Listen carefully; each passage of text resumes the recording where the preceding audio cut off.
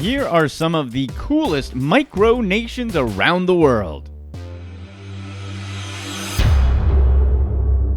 Number 9. The Republic of Molossia. What exactly makes a territory a republic? Does an area need its own currency and laws, or maybe it's a fearless leader in a snappy uniform? International recognition doesn't hurt either, but the first 3 qualities seem a little more attainable for the average micronation, and Kevin Baugh and the Republic of Molossia have all 3. Kevin Baugh is the founder of Molossia, which is a micronation surrounded by the U.S. and headquartered in Baugh's home near Dayton, Nevada. The Republic of Molossia has claimed itself as a nation, but it isn't recognized as a country by the United Nations. Baugh and a friend were only teenagers when they dreamed up the idea to create their own micronation separate from the U.S. and governed by their own authority. Well, as much as they could anyway. With just over an acre of territory in Nevada, Molossia is comprised of a small home known as the Government House, where Baugh lives with his family and dogs. Molossia citizens don't pay taxes, and they have their own currency. Hold up. No taxes? Anyways, Molossia's currency is the Valora, which is subdivided into 100 futrus and pegged to be the relative value of a Pillsbury cookie dough. Okay, how about more on the no taxes situation? Number 8, the independent state of ARAMOANA. The independent state of ARAMOANA was a micronation that existed in New Zealand during the early 1980s. It was founded in response to a plan by a consortium comprised of New Zealand-based Fletcher Challenge, Australia's CSR Limited, and Swiss firm Alusuisse. These companies basically wanted to build a large aluminum smelting facility in an environmentally sensitive area known as ARAMOANA at the head of Otago Harbour near Dunedin on New Zealand's South Island. The smelter plan called for the destruction of the villages of ARAMOANA and Te Ngāru, as well as local wildlife reserve. In response to these plans, the residents of the area announced their secession from New Zealand in December of 1980. They established a border post and traveling embassy, printed passports, citizenship certificates, and stamps, and used the resulting publicity to build a national grassroots campaign in opposition to the smelter. So, did it work? Sort of, but it was really a combination of things. The protest, combined with declining aluminum prices on world commodity markets, eventually led to the consortium abandoning their plans in October 1981.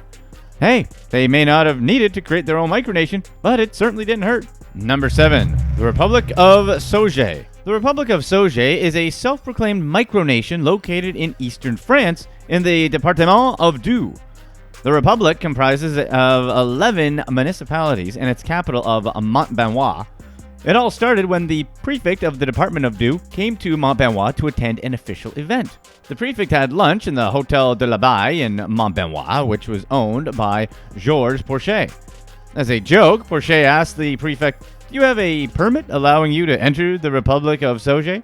The prefect then asked for details about the Republic that he's never heard of before, and why would he have? Porchet made up everything about the nation on the spot.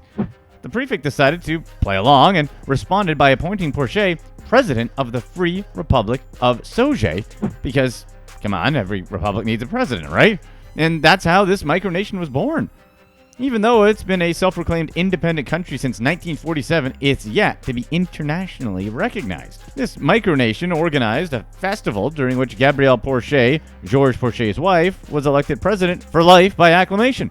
President Gabrielle Porchet appointed a prime minister, a general secretary, 12 ambassadors, and more than 300 honorary citizens. The republic also has its own banknote and French government-issued stamp. Georgette Bertin Porchet, the Porchet's daughter, is now the current president of the Republic of SEBORGA.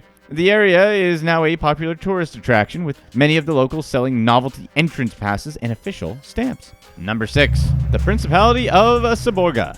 The tiny self-proclaimed Principality of SEBORGA sits on a hilltop 6 miles inland from the Italian Riviera, near San Remo in Italy. This is a micronation that has around 5.4 square miles.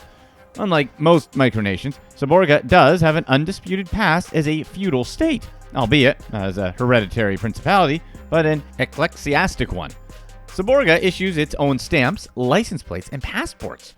A local currency, the liguino, was issued from 1994 to 1996. The liguino is accepted inside the city, and the euro is as well, of course. In June 2006, a minor controversy came up when a woman calling herself Princess Yasmin von Hohenstaufen Anjou Plantagenet claimed to be the rightful heir to the throne of SEBORGA.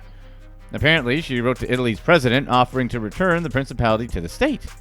Seriously? Some people have too much time on their hands. Anyways, the approximately 100,000 tourists who visit SEBORGA each year buy up coins, stamps, and passports, all the while supporting the local restaurants and the 4-bed and breakfast that are in the area. Seems like a nice enough place to visit. Number 5. Liberland. When Vitjedlika plunged a flag into the banks of the Danube and declared the birth of the Free Republic of Liberland, his action was dismissed by governments and media organizations as a joke. However, a couple of years later, his vision of a libertarian paradise born on a patch of unwanted land actually has 400,000 would-be citizens and the backing of a range of political movements around the world. And, oh yeah, this micronation even has its own national beer. However, thanks to the efforts of the Croatian border police, Liberland still technically doesn't have a single inhabitant, and its 3 square miles of boggy wetlands pretty much has just one dilapidated building, an abandoned hunting lodge. Liberland lies on the Croatia-Serbia border, roughly halfway between Zagreb and Belgrade. This place is the result of a border dispute between the two countries, which has lasted more than 25 years. It lies on a portion of territory which neither country is willing to claim. Nevertheless, Liberland has a government of 10 to 20 members, an economy based on cryptocurrency and bitcoins, and has already received hundreds of thousands of applications for citizenship. Hey, did someone just say Bitcoin? To the moon! Number 4. The CONCH Republic. How about another pretty much make-believe nation? While the protests that sparked the creation of the CONCH Republic have been described by some people as tongue-in-cheek, the reasons this micronation was born were motivated by a genuine frustration. In the early 80s, South Florida was a conduit for illegal immigrants and illegal drugs, which made the United States Border Patrol set up inspection points on the 2 roads connecting the Florida Keys to the mainland.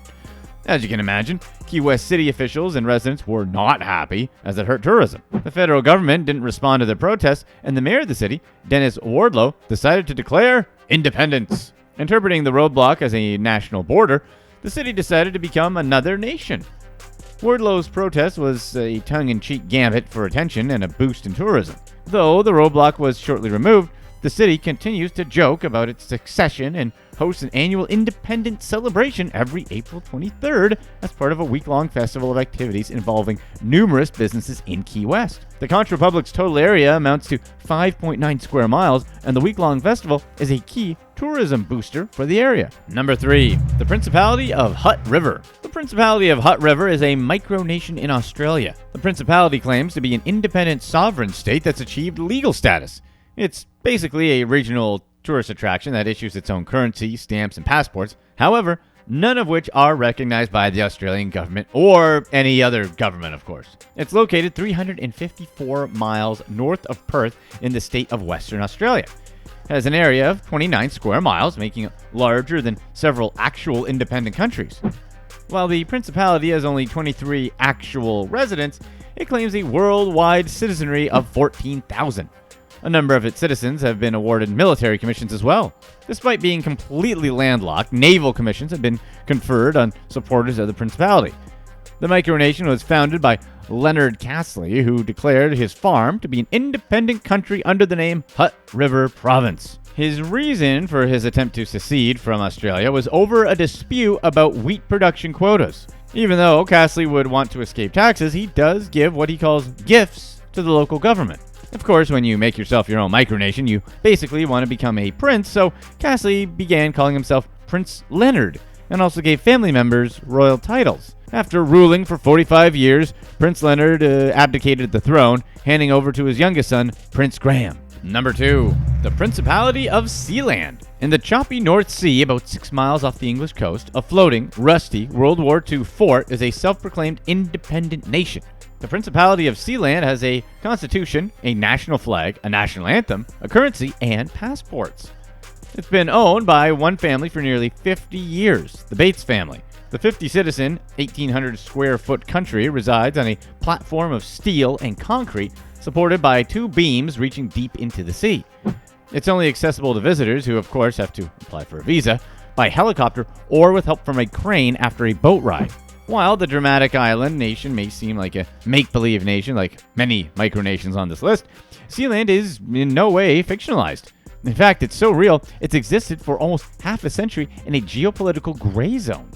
It's not recognized as a sovereign nation by the United Kingdom, but it considers itself as such, and it isn't bothered by the government. The self-styled island's motto is "Y mer libertad," or "From the sea, freedom." And interested potential Sealanders are now even able to join for a $295 fee.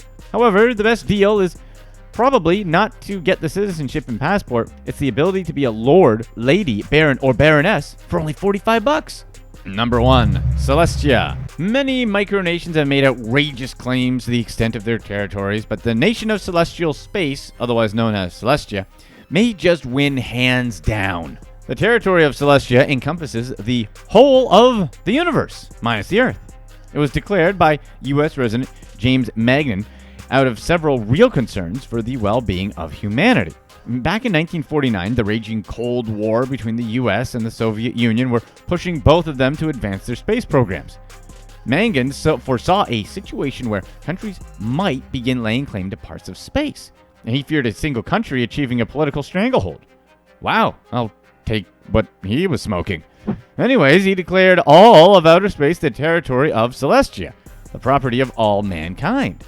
Magnan was also active in policing his dominion for the greater good. He formally notified the US, the UK, the UN, and the Soviet Union that Celestia had banned atmospheric nuclear testing. Celestia remains the only micronation in history to have its flag unfurled above the United Nations in New York right alongside all the standards of the UN member states, even if it was for only one day. Here's what's next. Well, not in this case. Magingo Island is infamously known as a place having, quote, Africa's smallest war.